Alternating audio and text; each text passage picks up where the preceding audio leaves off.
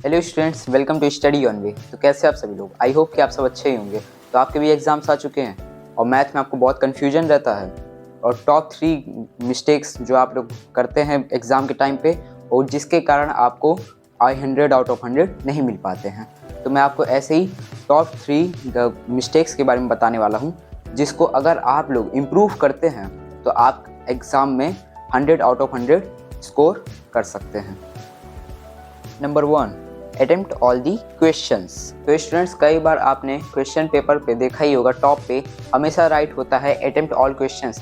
इसका मतलब होता है कि सारे क्वेश्चंस को अटेम्प्ट करना है, यानी कि आपको एक भी क्वेश्चंस को नहीं छोड़ना है वरना आपके मार्क्स कट कर दिए जाएंगे। अगर आप क्वेश्चंस को छोड़ देते हैं तो आपके मार्क्स कट हो ही जाएंगे।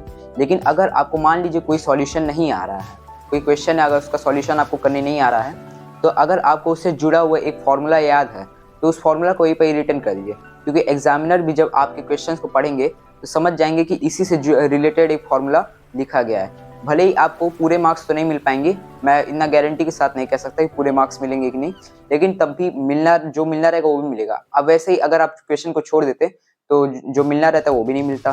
क्यों? Number 2, common mistakes.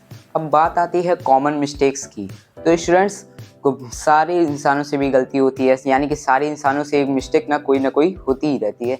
तो जैसे आप एग्जामिनेशन हॉल में बैठे, कुछ स्टूडेंट्स क्या करते हैं, एग्जामिनेशन हॉल में बैठे हैं, मैथ का क्वेश्चन मिला, सॉल्व कर दिए, छोड़ दिए, लेकिन वो देखते तक नहीं है कि मान ली उसमें कुछ कट लग गया है या गलती से हमारे हाथ से स्लिप करके पेन चल गया है, या इससे आपको क्या लगता है, अगर आपको ऐसा लग रहा है कि पेन चल गया उस पर, तो हमें तो दिख रहा है, तो इसका मतलब एग्जामिनर को भी दिखेगा, वो आपको नंबर दे देंगे, तो आप बिल्कुल भी गलत हैं।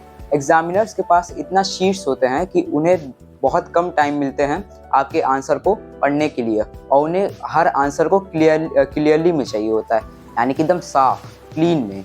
और अगर आप उसमें कुछ अलग से कहीं भी सा भी कोई आंसर लिख देंगे और उस पर गलती से भी कोई कट लग जाता है, तो आप प्लीज़ उसे दोबारा कट करके दोबारा उसे लिखिए। अगर आप ऐसा नहीं करेंगे तो आपको वो पूरे मार्क्स बिल्कुल भी नहीं मिलेंगे। जैसे कॉमन मिस्टेक्स में तो बहुत सारी मिस्टेक्स होती है, लेकिन अगर आप इसे सुधार करते हैं तो आपके एग्ज़ाम में मार्क्स में इम्प्रूव हो जाएगी। Number 3, don't fear and read carefully. वैसे तो स्टूडेंट्स बहुत क्वेश्चन देख के डर जाते हैं कि ये क्वेश्चन कैसा है, मुझसे नहीं हो पाएगा वगैरह वगैरह जो भी है, लेकिन डरना नहीं आपको चाहिए। अगर आप डरेंगे तो आप आगे उसको क्वेश्चन के बारे में क्या लिखा हुआ है वो आप नहीं समझ पाएंगे। और यही बात रीड केयरफुली की, तो अगर आप क्वेश्चन को ध्यान से अगर आप पढ़ेंगे तो आपको क्वेश्चन में ही आंसर आपको मिलेगा, ये मैं गारंटी के साथ कह सकता हूँ। अगर आप उसे क्लियरली पढ़ेंगे, मन से पढ़ेंगे, तो आपको क्वेश्चन में ही आंसर मिलेगा। स्टूडेंट्स, मैं बता दूं, जब भी आप क्वेश्चन पेपर को सॉल्व कीजिएगा, ये बात हमेशा याद रखिएगा कि अगर आपके लिए इजी है वो क्वेश्चन पेपर, अक्सर स्टूडेंट्स क्या करते हैं कि क्वेश्चन पेपर को देखते ही मतलब एकदम आश्चर्यचकित हो जाते हैं, चौंक जाते हैं, एक्साइटमेंट उनका बढ़ जाता है कि वाह कितना इजी पेपर है ये। तो आप हमेशा याद रखिएगा कि अगर आपके लिए इजी है तो सबके लिए इजी होगा, और अगर आपके लिए मुश्किल है तो आपके लिए सबके लिए मुश्किल होगा। बस इतने बातें आप हमेशा याद आप रखें।